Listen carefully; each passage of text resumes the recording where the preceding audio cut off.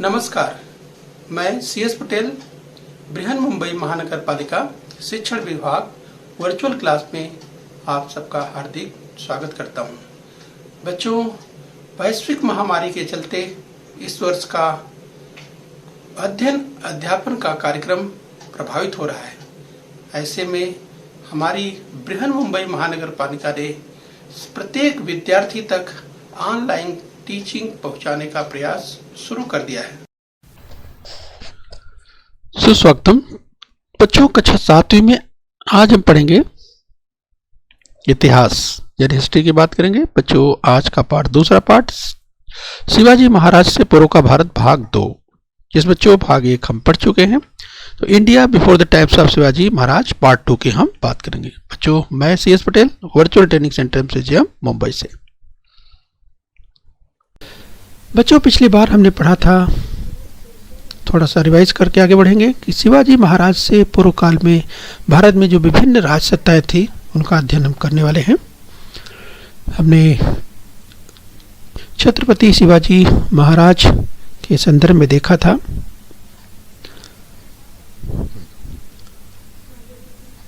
आइए हम इसी क्रम में और आगे बढ़ें। बच्चों, हमने पिछली बार चर्चा की थी कि 8वीं शताब्दी में बंगाल में पाल विख्यात राजवंश था। ये पिछली बार हमने देखा था। हमने ये भी देखा था कि मध्य भारत में गुर्जर प्रतिहार सत्ताओं ने आंध्र, कलिंग, विदर्भ, पश्चिम काठियावाड़, कन्नौज और गुजरात तक सत्ता का विस्तार किया था।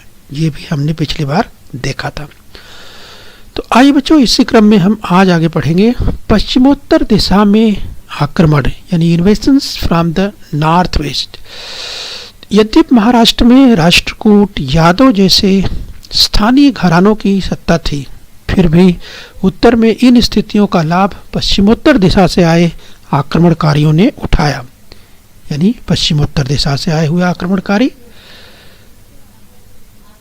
तो बच्चों, हमने कहा कि राष्ट्रकूट, यादव जैसे स्थानीय घरानों की सत्ता थी, लेकिन बच्चों आगे चल करके उत्तर में इन स्थितियों का लाभ पश्चिमोत्तर दिशा से आए हुए आक्रमणकारियों ने किस तरह से उठाया, इसकी बात हम करेंगे। यहाँ पर हम देख सकते हैं, राष्ट्रकूट की बात करें या यादवों की हम बात करें, हम आक्रमणकारियों की बात करेंगे जो पश्चिमोत्तर दिशा से हमारे यहाँ आक्रमण करने के लिए आए। तो आप देख सकते हैं बच्चों, पश्चिमोत्तर दिशा से जो आक्रमणकारी हमारे यहाँ आक्रमण किए उनकी हम बात करेंगे। पश्चिमोत्तर दिशा में आक्रमण बच्चों यानी invasion from the north west की बात करें तो महाराष्ट्र की स्थानीय सत्ताओं को जीत कर अपना आधिपत्य स्थापित किया। यानी पश्चिमोत्तर दिशा से जो आक्रमण आया इसकी हम बात कर रहे हैं। इस बीच की कालावधि में मध्य पूर्व यानी मिडिल ईस्ट में अरब सत्ता का उदय हुआ। तो बच्चों, अगर अरब एम्पायर की बात करें, अरब सत्ता की बात करें, तो मध्य पूर्व यानी मिडिल ईस्ट में अरब सत्ता का उदय हुआ। आप देख सकते हैं, अरब साम्राज्य की हम बात कर रहे हैं। साम्राज्य का विस्तार करने के लिए अरब सत्ताधीश भारत की ओर मुड़े। 8वीं शताब्दी में अरब सेनानी मोहम्मद बिन कासिम ने सिंध प्रांत पर आक्रमण किया। तो हम बच्चों बात कर रहे हैं कि किस तरीके से मोहम्मद बिन कासिम ने सिंध प्रांत पर आक्रमण किया। तो देख रहे हैं आप मोहम्मद बिन कासिम जिसने सिंध प्रांत पर आक्रमण किया। इसके स्क्रीन पर आप देख पा रहे हैं कि मोहम्मद बिन कासिम ने किस तरह से सिंध प्रांत पर आक्रमण किया।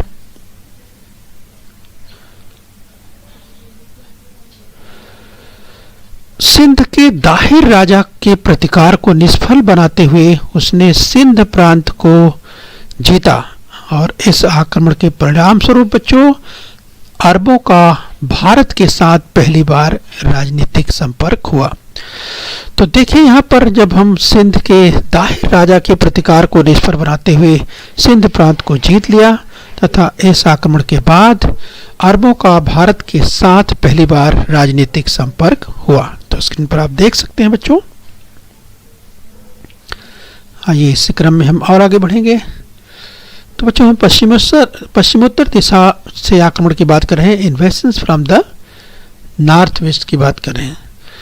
कालांतर में क्या हुआ बच्चों, बाद में चलकर मध्य एशिया के तुर्की, अफगानी और मुगल शासन में मुगल जो भारत में आए और उन्होंने भारत में अपनी सत्ता स्थापित की। यानी आगे चल करके मध्य एशिया के तुर्की, आप देखिए तुर्किस्तान आप देख पा रहे हैं, ये अफगानी और मुगल ये भारत में आया, उन्होंने भारत में अपनी सत्ता स्थापित की।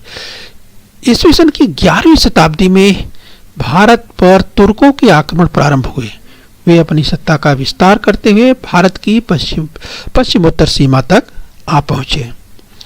तो स्क्रीन पर देख सकते हैं बच्चों कि किस तरीके से जो आक्रमण है, देखा आपने कि ईस्वी सन की 11वीं शताब्दी में भारत पर तुर्कों के आक्रमण प्रारंभ हुए। वे अपनी सत्ता का विस्तार करते हुए भारत की पश्चिमोत्तर सीमा तक आ पहुंचे।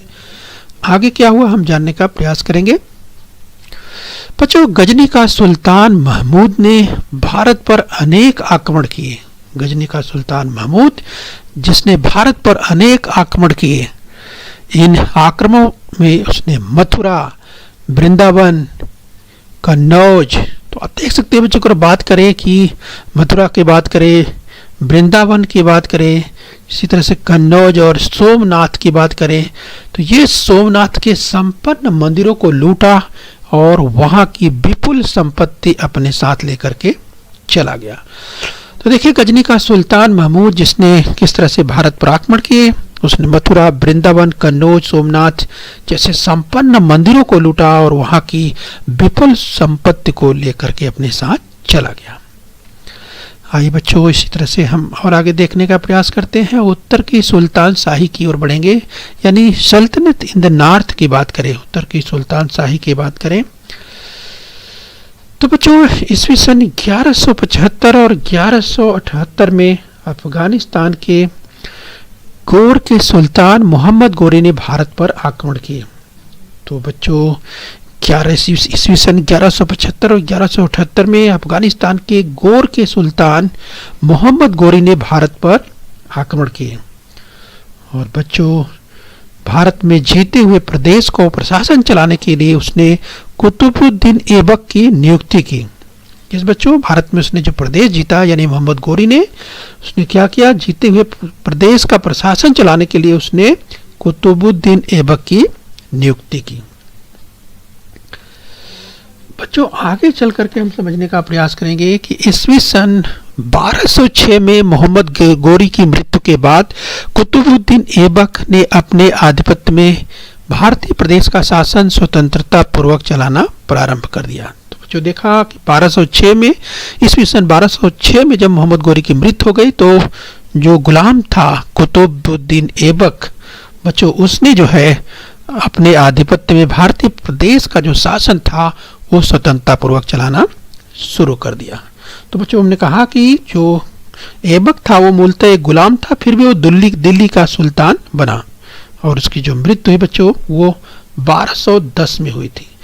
बच्चों क्या आप जानते हैं अगर हम दिल्ली सल्तनत की बात करें तो ये कुतुबुद्दीन ऐबक के पश्चात अल्तमस, रजिया, बलबन, अलाउद्दीन खिलजी, मोहम्मद तुगलक, फिरोज तुगलक, इब्राहिम लोदी आदि सुल्तानों ने भारत पर शासन किया। बच्चों इब्राहिम लोदी अंतिम सुल्तान था। बच्चों इब्राहिम लोदी अंतिम सुल्तान था। अगर हम बात करें दिल्ली सल्तनत की बात करें तो इब्राहिम लोदी अंतिम सुल्तान था। स्क्रीन पर आप देख सकते हैं उसके स्वभाव में अनेक दोष थे, यानी उसके स्वभाव में अनेक दोष थे और यही कारण था कि उसके अनगिनत शत्रु हो गए थे। जिस उसके स्वभाव में दोष थे और यही कारण था कि उसके अनगिनत जो है शत्रु बन गए थे। बच्चों अगर विजयनगर राज्य की बात करें तो उसके पहले अगर हम बात करें, हमने कहा कि किस तरीके से पंजाब के सूबेदार जो दौलत खान लोदी ने काबुल के मुगल सत्ताधीश बाबर को इब्राहिम लोदी के विरुद्ध युद्ध के लिए जो आमंत्रित किया था और बाद में चलकर बच्चों इस युद्ध में बाबर ने इब्राहिम लोदी को पराजित किया था और वहीं पर सुल्तान शाही का अंत हो गया था। हम बात करने वाले हैं विजयनगर राज्य की। तो देखिए स्क्रीन पर विजयनगर राज्य। दिल्ली का सुल्तान मोहम्मद तुगलक के कार्यकाल में दिल्ली की केंद्रीय सत्ता के विरुद्ध दक्षिण में विद्रोह हुए। विजयनगर राज्य दिल्ली का सुल्तान मोहम्मद तुगलक के कार्यकाल में दिल्ली की केंद्रीय सत्ता के विरुद्ध दक्षिण में विद्रोह हुए। बच्चों यहाँ पर आप देख सकते हैं, अगर विजयनगर किंगडम की बात करें, विजयनगर राज्य की बात करें, तो आप जो हल्का ग्रीन कलर में आपको दिखाई दे रहा है उस स्क्रीन पर आप देख पा रहे हैं विजयनगर राज्य, और उसके ऊपर जो राज्य आपको हल्का येलो कलर में दिखाई दे रहा है वो है बहमनी का राज्य, जिसकी भी चर्चा हम आगे देखेंगे।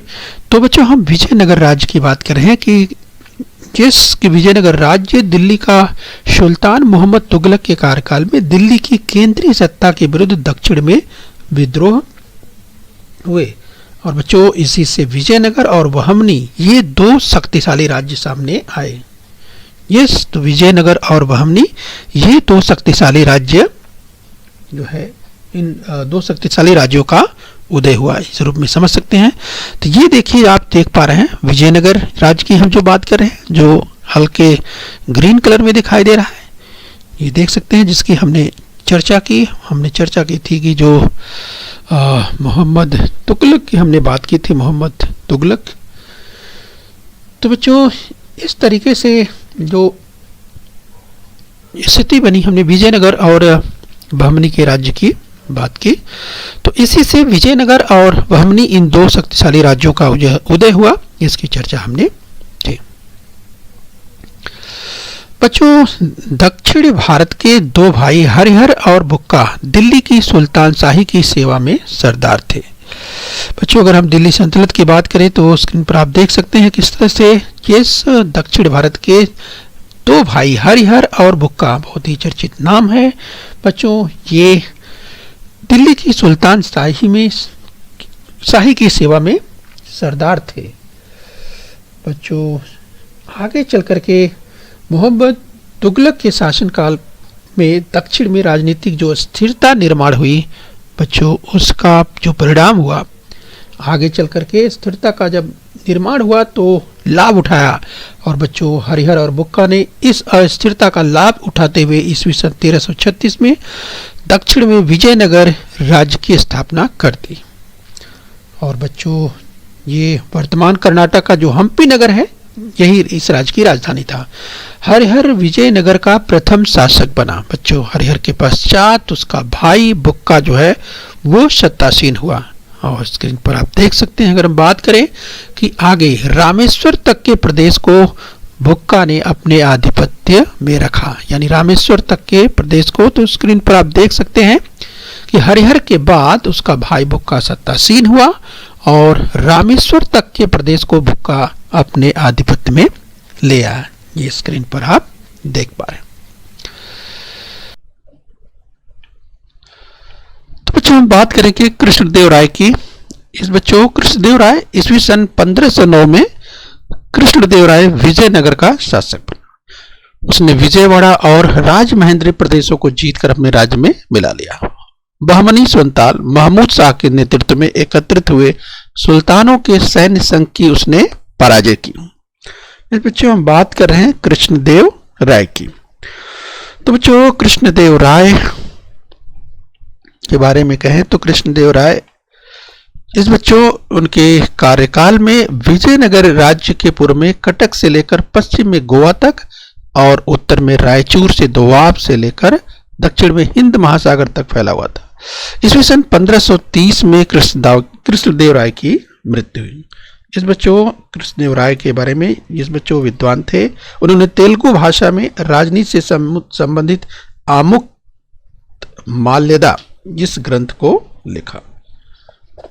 इस बच्चों तो ये आपको ध्यान रखना है। कृष्णदेव राय के पश्चात विजयनगर राज्य की शक्ति घटती गई और वर्तमान कर्नाटक राज्य के तालिकोट में एक ओर आदिल शाही, निजाम शाही, कुतुब शाही, बरीद शाही और दूसरी ओर विजयनगर का शासक रामराय के बीच ईस्वी सन 1565 में युद्ध हुआ। और बच्चों इस युद्ध में विजयनगर की पराजय हुई और इसके बाद विजयनगर राज्य समाप्त हुआ। यस बच्चों, कृष्णदेवराय की हम बात कर रहे थे। यस, उनके बारे में कहा कृष्णदेवराय विद्वान थे और उन्होंने तेलुगु भाषा में राजनीति से संबंधित आमुक्त माल्यदा इस ग्रंथ को लिखा और उनके शासनकाल में विजयनगर में हजार राम मंदिर और विठल मंदिर का निर्माण कार्य हुआ। तो ये बच्चों आपको ध्यान रखना है। अब बच्चों इसी क्रम में हम आगे देखेंगे बहमनी राज्य के बारे में। मोहम्मद तुगलक के प्रभाव को उखाड़ फेंकने के लिए दक्षिण के सरदारों ने विद्रोह किया। इन सरदारों का प्रमुख हसन गंगू था। उसने दिल्ली के सुल्तान की सेना को पराजित किया और ईस्वी सन 1347 में नए राज्य का उदय हुआ। इसे बहमनी राज्य कहते हैं। बच्चों, हसन गंगू बहमनी राज्य का प्रथम सुल्तान बना। उसने कर्नाटक राज्य के गुलबर्गा में अपनी राजधानी स्थापित की। तो राइट बच्चों, ध्यान रखिए, हम बात कर रहे हैं गुलबर्गा की। आए बच्चों, इसी क्रम में हम देखेंगे महमूद गवां। महमूद गवां बहमनी राज्य का प्रमुख वजीर और उत्तम प्रशासक था। उसने बहमनी राज्य को आर्थिक रूप से सामर्थ्यशाली बनाया। सैनिकों को जागीरें देने के स्थान पर नकद वेतन देना शुरू किया। इस बच्चों, जागीरों की जगह नकद वेतन देना प्रारंभ किया। सैनिकों में अनुशासन निर्माण किया। इस बच्चों हम बात कर रहे हैं महमूद गवां की। महमूद गवां के पश्चात बहमनी सरदारों में गुटबंदी बढ़ने लगी। विजयनगर और बहमनी राज्यों के बीच चलने वाले संघर्ष का बहमनी राज्य पर प्रतिकूल परिणाम हुआ और बहमनी राज्य का विघटन हुआ। बहमनी राज्य के बरार की इमाद शाही, बीदर की वरीद शाही, बीजापुर की आदिल शाही, अहमदनगर की निजाम शाही और गोलकुंडा की कुतुब शाही, ये 5 खंड बने। राइट बच्चों, तो इस तरह से आपने देखा कि किस तरह से बहमनी राज्य का विघटन 5 भागों में हो गया। तो चलिए बच्चों, इसे ध्यान रखना है। और इसी क्रम में बच्चों बहुत ही चर्चित हम बात करेंगे मुगल सत्ता की। तो बच्चों अगर हम बात करें मुगल सत्ता की, तो चलिए स्क्रीन की शायद पर आप देख सकते हैं पॉइंटर की मदद से मुगल सत्ता की बात कर रहे हैं। मुगल यस बच्चों, एम्पायर की अगर हम बात करें तो ईस्वी सन 1526 में दिल्ली की सुल्तानशाही समाप्त हुई और वहां मुगल सत्ता की स्थापना हुई। ईस्वी सन 1526, ध्यान रखिए, सुल्तानशाही समाप्त हुई और मुगल सत्ता की स्थापना हुई। बाबर मुगल सत्ता का संस्थापक था। परीक्षा में पूछा जा सकता है मुगल सत्ता का संस्थापक कौन था? तो बच्चों आपको ध्यान रखना है बाबर। वह मध्य एशिया में वर्तमान उज्बेकिस्तान के फरगाना राज्य का शासक था। भारत की संपन्नता और संपत्ति का वर्णन उसने सुन रखा था, इसलिए उसने भारत पर आक्रमण करने की योजना बनाई। राइट, तो बाबर ने किस तरह से योजना बनाई ये आपने सुना बच्चों। और उस समय हुआ क्या, उसी समय दिल्ली में इब्राहिम लोदी सुल्तान था और वह राज्य प्रशासन चला रहा था। यस बच्चों, सुल्तान शाही के अंतर्गत पंजाब प्रदेश में दौलत खान लोदी प्रमुख अधिकारी था। इब्राहिम लोदी तथा दौलत खान लोदी के संबंधों में संघर्ष शुरू हो गया और बच्चों दौलत खान ने बाबर को भारत पर आक्रमण करने का आमंत्रण कर दिया। यस, तो देखा आपने किस तरह से दौलत खान ने बाबर को यस बच्चों आक्रमण करने के लिए आमंत्रण दे दिया और बच्चों ये अवसर उसको मिल गया और यही वो चाह रहा था। इसी अवसर का लाभ उठाते हुए बाबर ने भारत पर आक्रमण कर दिया। बाबर के आक्रमण का प्रतिकार करने के लिए इब्राहिम लोदी अपनी सेना को लेकर के चल पड़ा। 21 अप्रैल 1526 पानीपत में उसका बाबर के साथ घमासान युद्ध हुआ। बच्चों बहुत ही चर्चित लड़ाई, ध्यान रखिए 21 अप्रैल 1526 को पानीपत में बाबर के साथ युद्ध हुआ। बच्चों यह लड़ाई कोई सामान्य लड़ाई नहीं। इस युद्ध में बाबर ने भारत में पहली बार तोपखाने का प्रभावी उपयोग किया। उसने इब्राहिम लोदी की सेना को पराजित कर दिया और बच्चों यह इतिहास में यह युद्ध बहुत चर्चित है और पानीपत का प्रथम युद्ध, पानीपत की पहली लड़ाई बच्चों इसे ही माना जाता है। राइट, तो ध्यान रखिए परीक्षा में पूछा जा सकता है 21 अप्रैल 1526 यस बच्चों पानीपत में हुआ पहला युद्ध। देखा आपने किस तरह से इसमें इब्राहिम लोदी को बाबर ने पराजित किया। राइट, तो बच्चों महत्वपूर्ण बिंदुओं को आपको ध्यान रखना है जिससे परीक्षा में आप उत्तर लिख सके। इस युद्ध के बाद मेवाड़ के राणा सांगा ने राजपूत राजाओं को एकत्रित किया। बाबर और राणा सांगा के बीच खानुआ नामक स्थान पर युद्ध हुआ। राइट, तो बाबर और राणा के बीच में, राणा सांगा के बीच में खानुआ स्थान है बच्चों, ये ध्यान रखना है। यहाँ पर युद्ध हुआ और इस युद्ध में बाबर के तोपखाना और आरक्षित सेना ने प्रभावशाली कार्य किया। राणा सांगा की सेना हार गई। बच्चों बाबर के साथ युद्ध हुआ जिसमें राणा सांगा की सेना हार गई और ईस्वी सन 1530 में बाबर की मृत्यु हो गई। अकबर मुगल वंश में सबसे अधिक प्रभावशाली और पराक्रमी कार्यक्षम शासक था। अकबर ने संपूर्ण भारत को अपने छत्र के नीचे लाने का प्रयास किया। इस प्रयास में उसको विरोध हुआ। महाराणा प्रताप, चांद बेबी, रानी दुर्गावती द्वारा अकबर के विरुद्ध किया गया संघर्ष उल्लेखनीय है। राइट, तो आइए बच्चों इनके संघर्षों की हम बात करेंगे। ये बच्चों महाराणा प्रताप की बात करें, उदय सिंह की मृत्यु के पश्चात महाराणा प्रताप मेवाड़ के सिंहासन पर बैठे। उन्होंने मेवाड़ के अस्तित्व को जीवित रखने के लिए संघर्ष जारी रखा। महाराणा प्रताप अपनी वीरता, धैर्य, आत्मसम्मान, त्याग आदि गुणों के कारण इतिहास में अमर बनी। तो बच्चों स्क्रीन पर आप देख पा रहे हैं महाराणा प्रताप, तो वीरता, धैर्य, आत्मसम्मान और त्याग आदि गुणों के कारण इतिहास में अमर बने महाराणा प्रताप। स्क्रीन पर आप देख पा रहे हैं। आइए बच्चों आगे बढ़ते हैं। इसी क्रम में हम देखेंगे बच्चों चांद बेबी। ईस्वी सन 1595 मुगलों ने निजाम शाही की राजधानी अहमदनगर पर आक्रमण किया। मुगल सेना ने अहमदनगर के किले को घेर लिया। अहमदनगर के हुसैन निजाम शाह की पराक्रमी बेटी चांद बेबी ने वीरता पूर्वक युद्ध किया। तो बच्चों स्क्रीन पर आप देख पा रहे हैं चांद बेबी। उस समय निजाम शाही के सरदारों में फूट पैदा हुई और इस फूट का परिणाम चांद बेबी की हत्या में हुआ। आइए बच्चों हम बात करेंगे रानी दुर्गावती। विदर्भ का पूर्वी क्षेत्र, उसके उत्तर का मध्य प्रदेश का क्षेत्र, वर्तमान छत्तीसगढ़ का पश्चिमी क्षेत्र, आंध्र प्रदेश का उत्तरी हिस्सा और उड़ीसा का पश्चिमी हिस्सा क्षेत्र मोटे तौर पर गोंडवाना का विस्तार है। चंदेल राजपूत के वंश में जन्मी दुर्गावती विवाह के पश्चात गोंडवाना की रानी बनी। उसने उत्तम पद्धति से शासन चलाया। मध्यकालीन इतिहास में रानी दुर्गावती द्वारा मुगलों के विरुद्ध किया गया युद्ध अपना अलग महत्व रखता है। दुर्गावती ने अपने पति की मृत्यु के बाद अकबर के साथ युद्ध करते हुए वीर गति पाई, परंतु घुटने नहीं टेके। तो यहाँ पर आप रानी दुर्गावती की देख सकते हैं बच्चों। रानी दुर्गावती के वीरता और पराक्रम की बात की जा रही है। आइए बच्चे इस क्रम में हम बात करेंगे औरंगजेब की। बादशाह शाहजहां ने के पुत्रों में से औरंगजेब सत्ता की स्पर्धा में सफल होकर पिता को बंदी बनाकर ईस्वी सन 1658 में बादशाह बन गया। ये बच्चों बात हो रही है औरंगजेब की। 1658 में औरंगजेब बादशाह बन गया। औरंगजेब बादशाह बना उस समय मुगल साम्राज्य उत्तर में कश्मीर से लेकर दक्षिण में अहमदनगर तक और पश्चिम में काबुल से पूर्व में बंगाल तक फैला हुआ था। औरंगजेब ने अपने शासन काल में पूर्व में असम, दक्षिण में बीजापुर की आदिलशाही तथा गोलकुंडा की कुतुबशाही को नष्ट करके उनके प्रदेश अपने साम्राज्य में मिला लिए। तो बच्चों यहाँ पर विस्तार देख सकते हैं औरंगजेब के। और बच्चों इसी क्रम में अगर हम आगे बढ़े तो हम ओहोमो के साथ संघर्ष की बात करेंगे। ईस्वी सन की 13वीं शताब्दी में सांड समाज के लोग ब्रह्मपुत्र नदी की घाटी में स्थायी रूप से बस गए। वहां इन लोगों ने अपना राज्य स्थापित किया। स्थानीय लोग इन लोगों को आहोम कहते थे।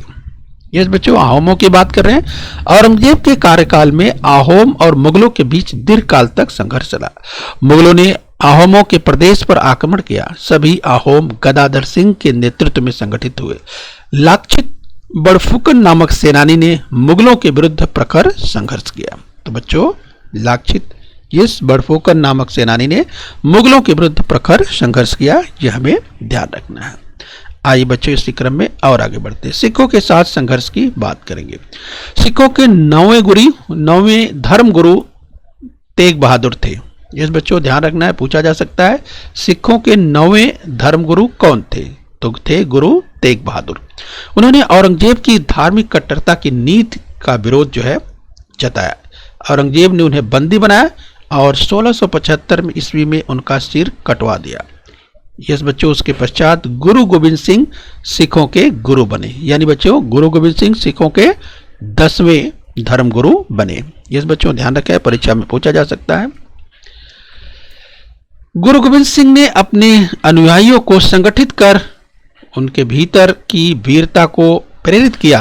उन्होंने योद्धा सिख युवाओं का एक दल स्थापित किया और इस दल को खालसा दल कहते हैं।